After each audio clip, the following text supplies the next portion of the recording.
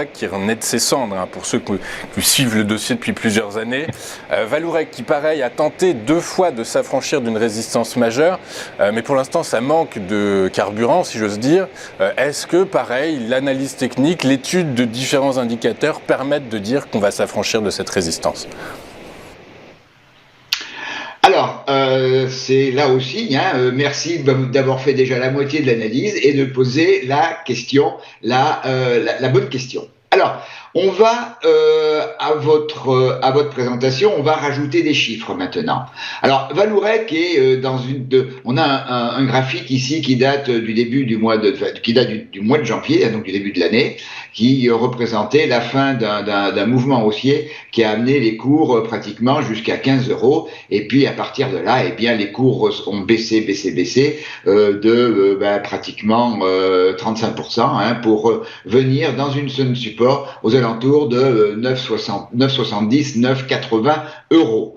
Après une période d'attente avec un double creux qui a été fait début mai et début juin, les cours ont tenté de reprendre un schéma haussier. Ils sont venus tester la résistance à 12,92 € avant de repartir vers le bas et de revenir vers 10 €, niveau auquel les acheteurs ont repris la main. Et on est maintenant dans un schéma d'une tendance haussière de plus court terme, moyen terme, puisqu'elle date de début octobre et du test de ce support à 9,80, on va dire 10 €. Alors, comme vous l'indiquiez, effectivement, on est là au contact d'une grosse zone de résistance ou d'une zone de grosse résistance, l'un ou l'autre.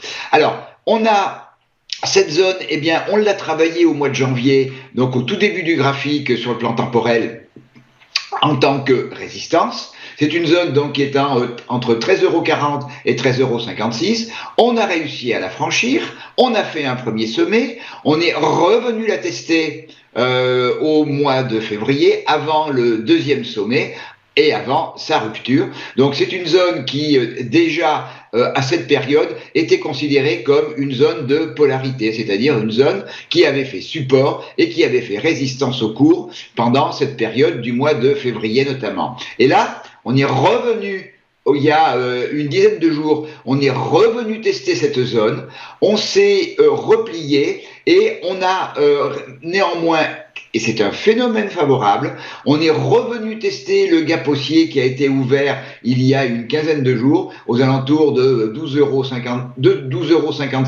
12,65 € et on a rebondi sur ce gap haussier avec 3 belles bougies vertes et on a clôturé hier soir au même niveau que le premier test de la zone de résistance, pas loin de la zone de sortie, puisque la zone de sortie est à 13,56, on a clôturé à 13,49. Donc là maintenant, évidemment, est-ce qu'on aura suffisamment de carburant pour franchir 13,56 €? Dans ce cas, on irait vers 14,20 €, 14,57 € et 14,92 €.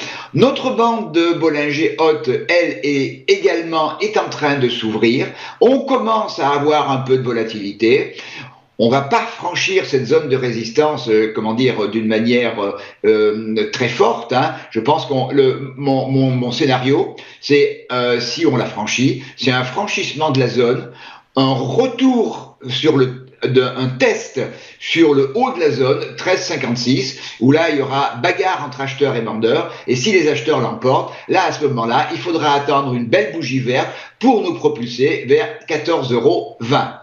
A contrario, si les vendeurs qui sont actuellement autour de 13,56, je suis absolument persuadé que dans le carnet d'ordre, il y a des ordres de vente, alors dans quelle proportion je ne l'ai pas regardé, autour de 13,56. Est-ce que les acheteurs auront la force de contrer la quantité d'ordre qui est actuellement positionnée sur ce niveau? Si la réponse est non, au bout d'un certain temps, les acheteurs vont un peu se lasser, ne vont plus y croire, et à ce moment-là, on reviendra vers 13,92, et tout ce mouvement haussier qui a démarré début octobre serait totalement invalidé en cas de rupture de 12,57 €.